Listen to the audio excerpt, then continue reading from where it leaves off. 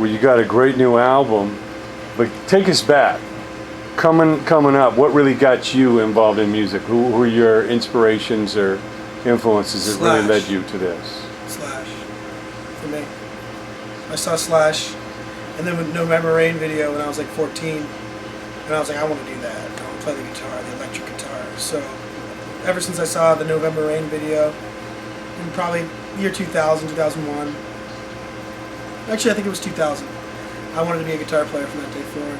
And then like we just kind of had to get good because more people started digging what we were doing, even though it was very kind of simple at first, just like getting up there and jamming sort of, Ty and I doing our thing.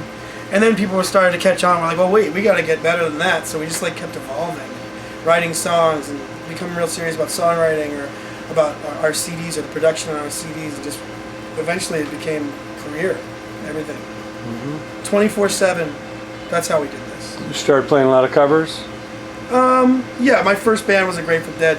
We called it a tribute band. And it was also a Lynyrd Skynyrd tribute band. So our first show was like Friend of the Devil and like 5 Skynyrd songs. I think we did Hotel California. We closed with Freebird. So I had big shoes to fill from day one. How about you? Well, I mean, it started, my real passion started with, Green Day and Alice in Chains and Soundgarden, bands like that, Nirvana, of course, in the 90s, alternative rock bands. I just thought they were the coolest people I'd ever seen, back when MTV played videos, Yeah. we had that, so that's what really got started. Then I became sort of a band, school band guy, So marching band, all that stuff. Yeah. We met at music school, Ty and I. What school? Duquesne University in Pittsburgh, PA. And we basically like met one day, smoked a joint, started playing music together that day forward, and haven't really stopped. And we've been on this journey. A lot of people have come and gone on the journey, but Ty and I have been here from the inception of the band, which has gone through a lot. We don't know how to stop. Yeah. We have a lot to talk about because we can recall 10 years of memories. So you had a passion for doing it. Did you ever think of how do I do this for a career, or just a natural evolution of getting better and better? Well, I think that through thinking about it all the time, it became a natural evolution. If I didn't think about it, we wouldn't have made it happen. But I think that the thing that really made it happen was meeting our manager, was meeting Jerry, because you find out in this business that it's really, really, really hard, even when you know people. But if you don't know anyone, it's damn near impossible, because it's just one of those things where there's people out there that kind of shape the music industry and what can happen. And I lucked out and met one of them, and he's been our manager for 3 years now. And I think that was, I don't know where we would have been had we not had that happen. That was such an important part of the process. Yeah. I mean, we had met some people before that like we thought, it's always like you meet people and then you're gonna ride them to wherever you can get them to, wherever you can go with them. And we had like press agencies and this producer and different people, but no one ever got us to the level we're at now until the people we're working with now. And that's because of Jerry. Well, for fact be known, we're talking about the legendary Jerry Heller, who of course worked with right from NWA to Slash's Snake Pit to Elton John and Marvin Gaye and all that. So what did you know about Jerry, and what was it about you guys that he fell for it? I knew that he was just a cool dude at the pool in Miami with a bunch of hot chicks around him, and I had to find out why. And then when he said his name, I recognized the name just from being a music fanatic my whole life. Check out the Wikipedia page. They all clicked together, and it was my job at that point because the rest of the band was in Philly. That's right. We were studio musicians in New York and Philly. We'd back artists up. Like, they need a band, we're a band, we're tight. If you need something, we'll do it. So that they were there. I was in Florida with my family, and I guess my job was to reel him in, like, to be, we can't leave Florida without Jerry being involved, or at least getting my phone number. But it turned into more than that because we hung out for like 4 days straight, just talk music, and you can listen to the guy talk music forever. That's where it started. It was a musical bond. Yeah. And then I played him Call Me Up, a demo version, and he was just like, yeah, that could be a hit. And so really our first initial idea was to move out here after Jerry decided that he wanted to work with us. We basically gave up everything and moved here and lived in a tour bus, and we did stuff like this, or played the House of Blues with Steel Panther, went on tour with Young the Giant or ZZ Top. Whatever we did it, and it's just been tremendous to have someone like Jerry in our corner, because it legitimizes you in a way. Because to have someone like that going to bat for us, it's like, well, hey, he's got a good set of ears, clearly. Someone that's a legend. It's meaningful. In the music Yeah, industry. he knows music and knows a lot of people. Yeah. Loved us in. And and we work hard for him too, because we don't want anybody that's representing us. We don't want to let them down by not doing our best wherever we go. And wherever we go, we try to make a statement. It's working. It's all about a team, and every member of the team's got to be strong and working together. And it's funny because sometimes, we've seen so many people come and go. Band members, friends, people that were record labels. And really the strong have survived. And I think right now our team is just amazing.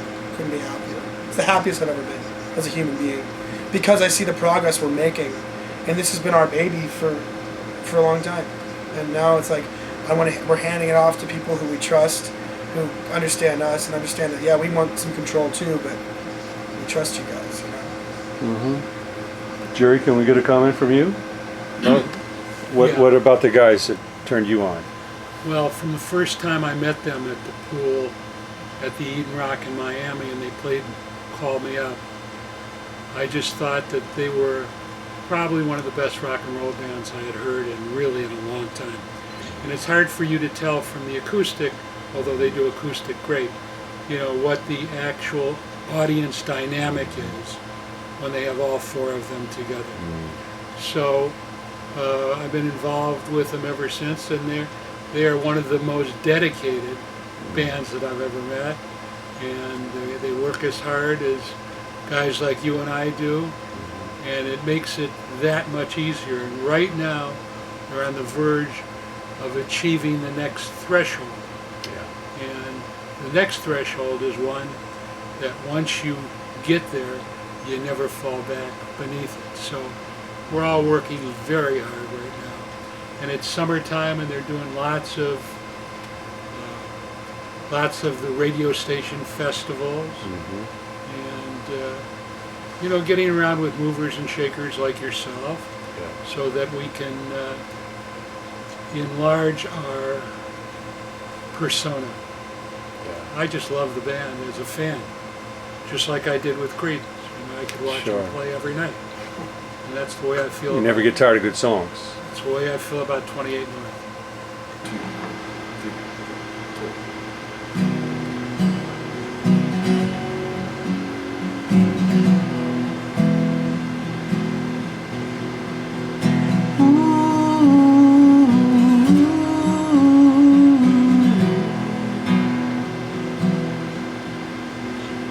Would you please request my love and tell me what you want it for? I know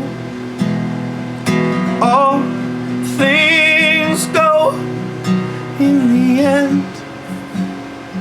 And would you just come over, lover, and remind me why we're troubled? No, don't blame me, I'm not there. When everyone around you is starting to fade, and you're picking up debris from the hurricane, call me up, I'll be right down.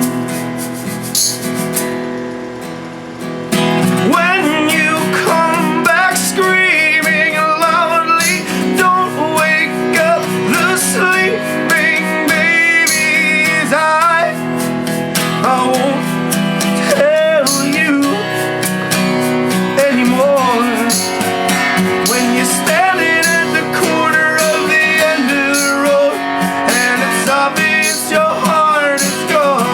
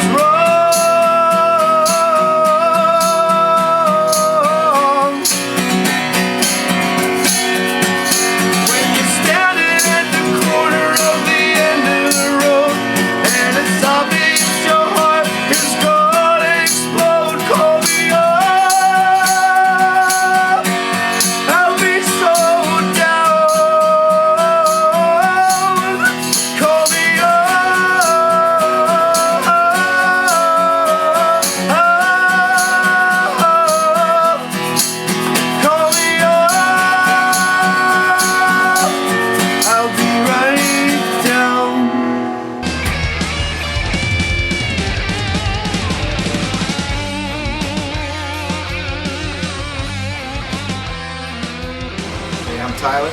I'm Michael. This is 28 North. If you got music in your soul, you got indie power.